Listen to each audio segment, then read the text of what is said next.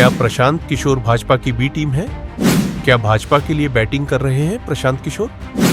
आइए समझते हैं। भारत की राजनीति में जनता आंदोलनों से निकली पार्टियां अक्सर उम्मीदों का पहाड़ खड़ा करती है, लेकिन जब सत्ता मिलती है तो वही उम्मीदें ढा भी जाती हैं। आपको याद होगा, वर्ष 2011 में अन्ना हजारे के भ्रष्टाचार विरोधी आंदोलन से निकली आम आदमी पार्टी इसका सबसे बड़ा उदाहरण है।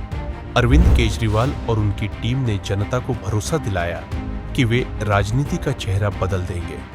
दिल्ली में सरकार भी बनी, लेकिन समय के साथ उनके कई मंत्री भ्रष्टाचार के आरोपों में जेल गए।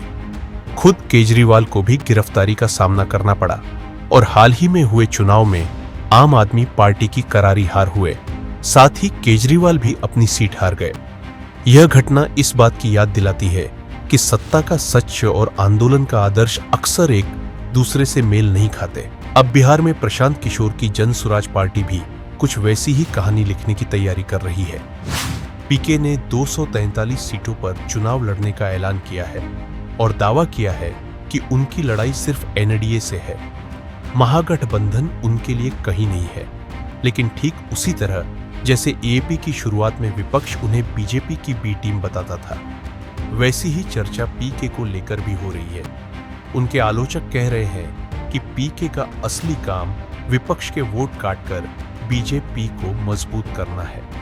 यही वजह है कि आज जब पीके बिहार में नई राह बनाने की कोशिश कर रहे हैं तो लोग दिल्ली का अनुभव याद कर रहे हैं। सवाल वही है, क्या जन सुराज बिहार की राजनीति में सचमुच नई इबारत लिखेगा, या फिर यह भी एएपी की तरह एक अधूरी उम्मीद और टूटा हुआ भरोसा साबित होगा? आइए समझने की कोशिश करते हैं। बिहार के राजनीतिक गलियारों में सबसे बड़ी बहस यही है कि क्या प्रशांत किशोर वास्तव में एक स्वतंत्र ताकत बनना चाहते हैं, या फिर वे भाजपा के लिए विपक्ष की वोट बैंक काटने का काम कर रहे हैं। महागठबंधन के नेता उन्हें खुलकर बीजेपी की बी टीम बता रहे हैं। हम अगर बात बिहार की पारंपरिक राजनीति की करें तो यह अब तक दो धड़ों में बटी रही है। इसमें एक तरफ एनडीए और दूसरी ओर महागठबंधन से जुड़े दलों का ही बोलबाला रहा है। लेकिन इस बार 2025 में कुछ नया हो रहा है। इस बार प्रशांत किशोर ने बिहार की सियासत को त्रिकोणीय मुकाबले की दिशा में धकेल दिया है। प्रशांत किशोर के प्रयासों से समझे और उनकी चुनावी सभा में आने वाली भीड़ को समझे तो यह बदलाव सबसे ज्यादा असर उस वर्ग पर डाल रहा है जो मौजूदा विकल्पों से निराश है। युवा, पढ़े लिखे मतदाता और वो तबका जो जातीय राजनीति से ऊब चुका है। अगर ये वोट बैंक खिसकता है तो सत्ता के समीकरण बदलने तय है। एक बात तो तय है कि सत्ता पक्ष से निराश और थके हुए मतदाताओं को प्रशांत किशोर के रूप में एक नया विकल्प तो मिला है। इससे एक बात तो तय है कि सत्ता पक्ष से दूर जाने वाले वोटर्स अब दो खेमों में बांटेंगे। ये बिखराव कहीं ना कहीं सत्ता पक्ष को ही फायदा पहुंचाएगा। असली समीकरण उस समय सामने आएगा जब प्रशांत किशोर अपने उम्मीदवारों का चयन करेंगे। यही वह पल होगा जिससे यह साफ होगा कि जन सुराज अभियान की असल दिशा क्या है। अगर उनके उम्मीदवार ऐसे जातीय और सामाजिक समीकरण साधते हैं जिनसे अप्रत्यक्ष रूप से बीजेपी या फिर कहे एनडीए के प्रत्याशियों को बढ़त मिलती दिखे, तो बी टीम वाला टैग उन पर मजबूती से चिपक सकता है।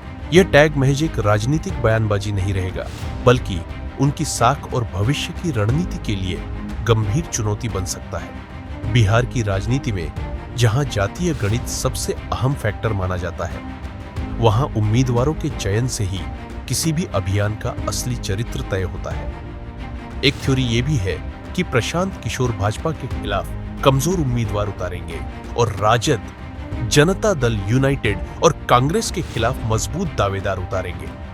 यह वैसा ही होगा जैसा चिराग ने खुलेआम नीतीश के खिलाफ 2020 में किया था। अंतर सिर्फ इतना होगा कि इस बार प्रशांत किशोर दिखावे के लिए भाजपा के खिलाफ भी उम्मीदवार देंगे। अगर उनके उम्मीदवार विपक्ष की वोट बैंक को काटते हैं या फिर एनडीए को अप्रत्यक्ष तौर पर मदद पहुंचाते हैं, तो आने वाले समय में यह सवाल और भी तेजी से उठेगा कि क्या सचमुच प्रशांत किशोर स्वतंत्र विकल्प पेश कर रहे हैं या फिर किसी छुपी हुई रणनीति के हिस्से के तौर पर मैदान में है।